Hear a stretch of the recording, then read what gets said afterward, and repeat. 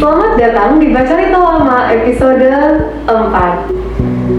Rekan 090, sebagaimana yang telah kita ketahui, pada akhir tahun 2021 lalu, pemerintah telah mengesahkan undang-undang mengenai harmonisasi peraturan perpajakan, yaitu Undang-Undang Nomor 7 Tahun 2021. Di mana pada UU HPP ini, salah satu hal yang diatur adalah perubahan tarif PPN.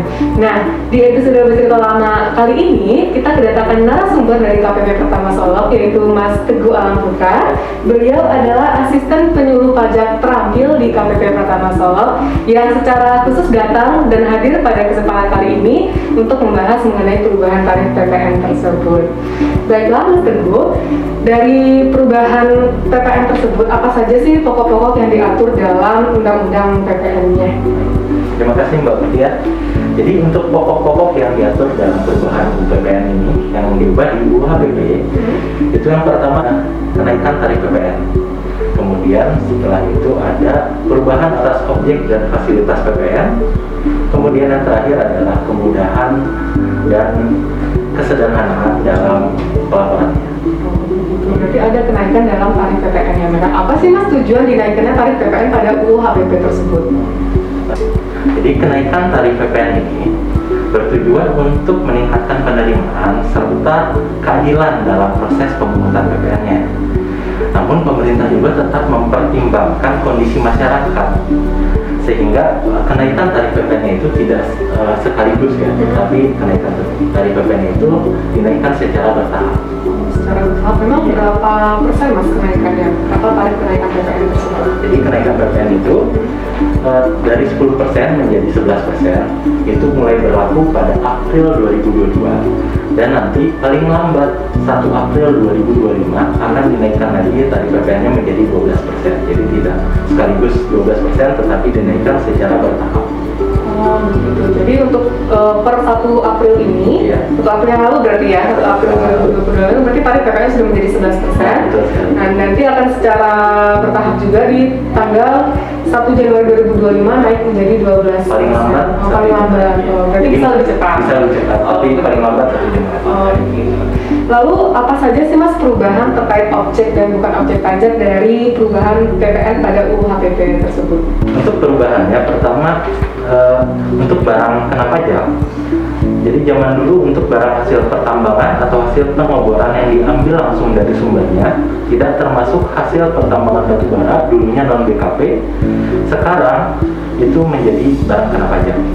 Kemudian barang kebutuhan pokok yang sangat dibutuhkan rakyat banyak, dulu non BKP, sekarang menjadi barang kena pajak.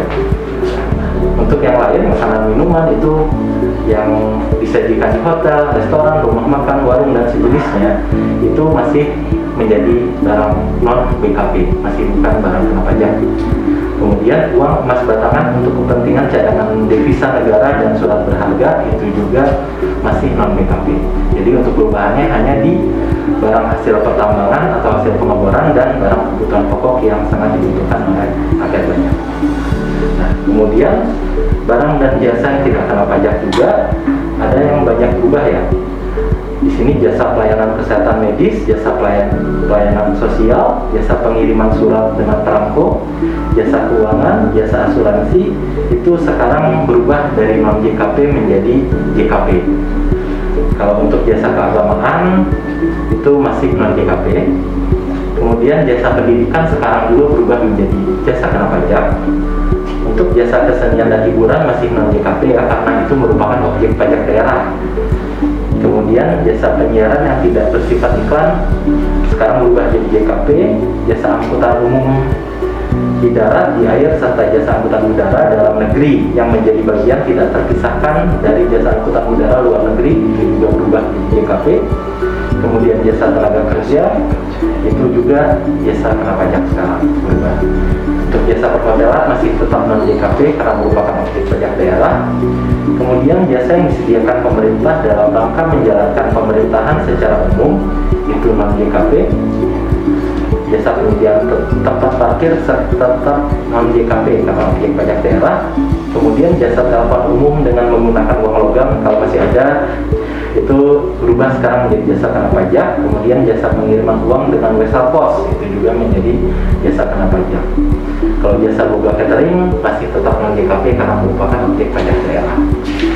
Nah, di sini mungkin terlihat ya ada beberapa jasa yang itu seperti jasa pendidikan, jasa kesehatan, dan barang konsumsi tadi ya, barang kebutuhan pokok yang sangat dibutuhkan oleh rakyat. Dan ini kan sudah berubah nih dari non BKP atau non BKP sekarang sudah menjadi barang kena pajak atau jasa kena pajak.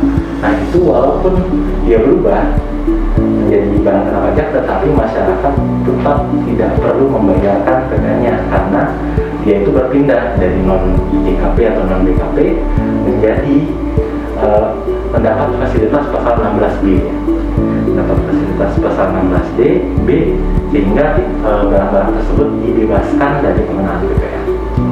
Itu berarti untuk kebutuhan pokok yang dibutuhkan masyarakat banyak, jasa pendidikan dan jasa kesehatan itu mendapat fasilitas pembebasan PPN. Betul Nah, sekali. tapi Mas, itu untuk pengusaha kena pajaknya, apakah ada kewajiban administratif yang tetap harus dipenuhi atas kebutuhan-kebutuhan yang memperoleh pembebasan PPN tersebut? Apakah si PKP tetap harus menerbitkan faktur atas penyerahan dari BKP atau JKP tersebut? Nah, jadi kalau ada faktur pajak yang bergerak di usaha tersebut ya, kalau zaman dulu saya menjual bahan pokok, zaman dulu dia kan tidak perlu membuat fakturnya karena itu bukan merupakan barang kena pajak.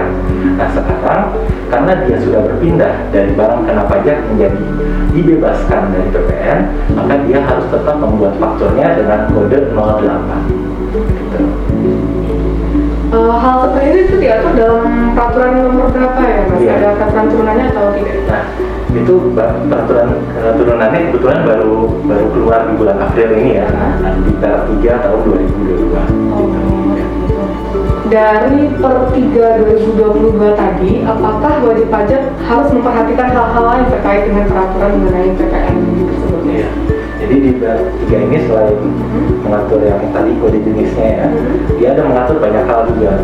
Jadi di PER 03 ini selain mengatur kode jenis yang tadi ya, dia juga menyederhanakan peraturan-peraturan lain mengenai faktur pajak.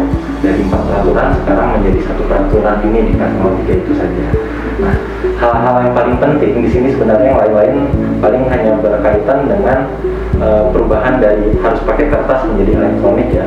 Nah, tapi yang penting untuk diketahui oleh wajib pajak dalam hal ini pengusaha kena pajak, ada jangka waktu untuk menerbitkan faktur pajak.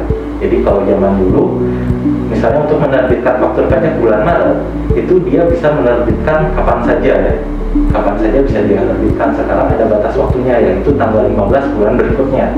Jadi kalau misalnya dia baru membuat setelah tanggal 15, itu fakturnya akan otomatis di reject oleh sistem e-faktur tersebut. Jadi sebisa mungkin segera dibuat faktur pajaknya itu sebelum tanggal 15 bulan berikutnya. Jadi artinya untuk pengusaha kena pajak dan wajib pajak dapat mempelajari per 3 tahun 2022 ini mengenai ketentuan teknis mengenai faktur pajak yang Mas ya. Rekan 090 di dalam UU HPP itu juga diatur mengenai PPN final. Mungkin Mas Teguh bisa menjelaskan kepada kita apa sih yang dimaksud dengan pengenaan PPN final pada undang-undang HPP tersebut ya. Jadi kalau zaman dulu kita hanya mengenal DPP ya, tarif normal PPN 11% langsung. Kemudian ada juga PPN nilai lain.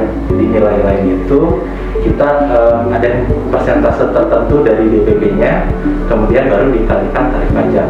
Nah, di UHPP ini diperkenalkan PPN final, semacam PPN final, sehingga tarifnya itu nanti hanya 1% sampai dengan 3% di situ. Untuk PPN final ini menunjukkan keberpihakan pemerintah kepada pengusaha kena pajak tertentu dengan memberikan kemudahan dalam kepada pengusaha kena pajak yang peredaran usahanya dalam 1 tahun buku tidak melebihi jumlah tertentu, atau pengusaha kena pajak melakukan kegiatan usaha tertentu atau melakukan penyerahan BKP tertentu atau JKP tertentu. Untuk PPN final sendiri itu menunjukkan keberpihakan pemerintah dan memberikan kemudahan dan kesederhanaan kepada pengusaha kena pajak yang peredaran usahanya dalam 1 tahun buku itu tidak melebihi jumlah tertentu, atau melakukan kegiatan usaha tertentu, dan atau melakukan penyerahan BKP tertentu atau JKP tertentu. Jadi pada tanggal 4 April tahun 2022, pemerintah telah mengeluarkan 14 aturan turunan mengenai tata cara pelaksanaan UU HPP ini. Nah, yang pertama bisa dilihat di sini. Satu, ada PMK tentang tata cara penunjukan pemungutan, penyetoran, dan pelaporan PPN atas pemanfaatan JKP dan atau JKP dari luar daerah pabean di dalam daerah pabean melalui PMSE. Itu diatur di PMK 60. Kemudian ada juga PMK tentang PPN atas kegiatan membangun sendiri, diatur di PMK 61. Kemudian ada juga PMK tentang PPN atas LPD tertentu di PMK 62. Ada PMK tentang PPN atas penyerahan hasil tembakau di PMK 63. Kemudian PMK tentang PPN atas penyerahan barang hasil pertanian tertentu di PMK 64. Kemudian PMK tentang PPN atas penyerahan kendaraan bermotor bekas di PMK 65. Kemudian ada lagi PMK tentang PPN atas penyerahan pupuk bersubsidi untuk sektor pertanian di PMK 66. PMK tentang PPN atas penyerahan JKP tertentu di PMK 71. Kemudian PMK tentang kriteria dan atau rincian makanan dan minuman, jasa kesenian dan hiburan, jasa perhotelan, jasa penyediaan tempat parkir, serta jasa boga atau catering yang tidak dikenai PPN di PMK 70. Ada PMK tentang penunjukan pihak lain sebagai pemungut pajak dan tata cara pemungutan, penyetoran, dan atau pelaporan pajak yang dipungut oleh pihak lain atas transaksi pengadaan barang atau jasa melalui sistem informasi pengadaan pemerintah di PMK 58. Kemudian ada juga PMK tentang PPN dan PPH atas transaksi perdagangan aset kripto di PMK 68. Ada PMK tentang PPH dan PPN atas penyelenggaraan teknologi finansial di PMK 69. Kemudian PMK tentang tata cara pendaftaran dan penghapusan NPWP, pengukuhan dan pencabutan pengukuhan PKP, serta pemotongan dan atau pemungutan, penyetoran dan pelaporan pajak bagi instansi pemerintah di PMK 59. Kemudian PMK tentang PPN dan penyerahan jasa agen asuransi, jasa pialang asuransi dan jasa pialang reasuransi di PMK 67. Oh, ada banyak ya Mas ya, Ya, ada 14. Ada 14 aturan yang mengatur secara lebih rinci terkait perubahan tarif PPN tersebut. Nah Mas, tadi dari beberapa aturan tersebut saya mendengar ada aturan yang mengatur secara khusus dalam mengenai instansi pemerintah. Nah, bisa tolong dijelaskan Mas, aturan apa saja itu? Jadi ada dua PMK yang berkaitan dengan instansi pemerintah ini ya, yaitu PMK 58 dan PMK 59. PMK 58 sendiri itu mengatur tentang penunjukan pihak lain sebagai pemungut pajak dan tata cara pemungutan, penyetoran atau pelaporan pajak yang dipungut oleh pihak lain atas transaksi pengadaan barang atau jasa melalui sistem informasi pengadaan pemerintah.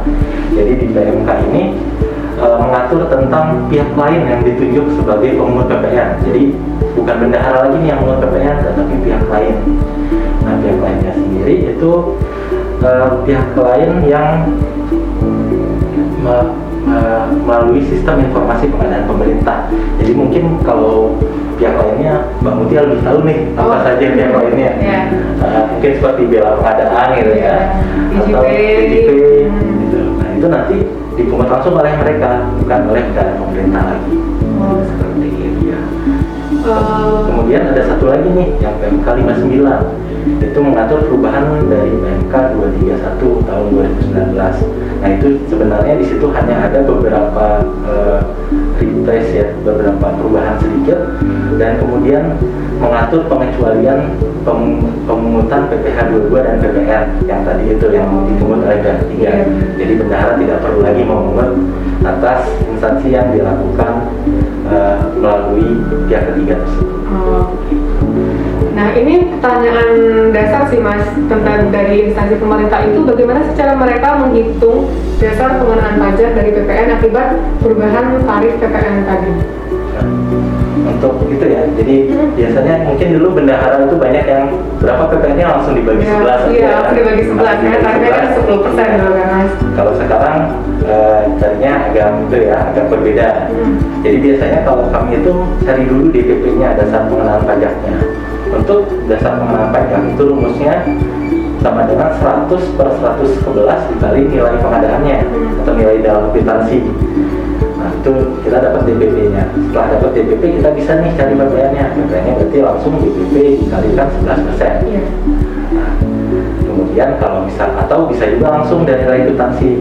Nilai kwitansi dikali 11 per 111. Itu untuk mencari PPN-nya.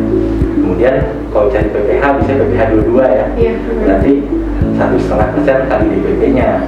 Atau kalau enggak bisa pakai langsung nilai di kwitansi kali 1,5 per 111. Gitu. Nah Mas, ini juga pertanyaan untuk satker mungkin ya Mas ya. Kan tahun anggaran sudah berjalan selama 1 bulan itu Mas, dari Januari sampai Maret. Lalu tiba-tiba kan di April tarif PPN naik tuh. Gimana sih Mas caranya jika ada satker yang kalau dia itu sudah mendaftarkan kontrak nih ke KPPN pada bulan Januari sampai dengan Maret, tetapi pembayarannya itu masih di bulan April, bagaimana pengenaan pajaknya? Nah, iya benar, banyak benar yang bertanya itu ya. Jadi mereka bingung nih, kalau pembayarannya dilakukan di bulan April, pajaknya pakai yang mana? Apakah 10% atau 11%? Nah itu sebenarnya cara menentukannya sangat mudah. Tinggal kita lihat faktur pajak dari rekanannya. Nah kita lihat faktur pajak dari rekanannya, di situ ada tanggalnya. Di situ ada tanggal, kita lihat di situ tanggal berapa. Kalau tanggalnya di bawah tanggal 1 April, berarti 31 Mei di bawah ya, itu menggunakan tarif 10%. Sedangkan apabila di atas 1 April tanggalnya berarti menggunakan 11%. 11%. Oh, jadi kesimpulannya nanti kalau semisal ada satuan kerja nih yang sudah mendaftarkan kontraknya ke KPPN dan dilihat dari fakturnya itu sudah di 1 April, lewat dari 1 April, maka seharusnya mengajukan adendum ke KPPN agar dapat melakukan penyesuaian terhadap penggunaan pajak PPN-nya. Seperti itu ya Mas ya. Melakukan adendum ya. Iya. Atau mungkin bisa harus revisi anggaran. Revisi anggaran biar bisa disesuaikan kembali dengan penggunaan pajak dan 11%. Baiklah Mas Teguh, sepertinya sesi baca rita lama kita episode kali ini sudah selesai. Tapi sebelum kita tutup, mungkin Mas Teguh ingin menyampaikan sedikit pesan kepada satuan kerja atau vendor-vendor atau penyedia barang jasa terkait dengan penambahan perubahan tarif PPN menjadi 11%. Ya. Kenaikan tarif PPN dari 10% menjadi 11% ini bertujuan untuk meningkatkan penerimaan negara serta keadilan dalam proses pemungutan PPN. Kemudian yang perlu diperhatikan untuk satker yang masih menggunakan tarif PPN yang lama dalam kontraknya, untuk segera melakukan adendum kontrak atau melakukan revisi anggaran. Mungkin kalau misalnya untuk adendum kontrak atau revisi anggarannya bisa menghubungi KPPN Solo. Rekan 090, semoga apa yang disampaikan oleh Mas Teguh tadi dapat dipahami dengan baik dan dapat diimplementasikan dalam pelaksanaan anggaran di tahun 2022 ini dan kedepannya. Jika rekan 090 masih memiliki pertanyaan, dapat secara langsung menanyakan kepada KPP Pratama Solok dan KPPN Solok karena kami selalu hadir untuk menjawab pertanyaan-pertanyaan rekan 090. Baiklah Mas Teguh, sebelum kita menutup baca rita lama kita, mungkin kita menambah semangat terlebih dahulu ya, mendengarkan jargon-jargon kita. DJPB, handal, pajak tuan, Indonesia maju. Sampai jumpa lagi di baca rita lama episode berikutnya. Jangan lupa like, comment, share, dan subscribe YouTube KPPN Solok untuk mendapatkan informasi terbaru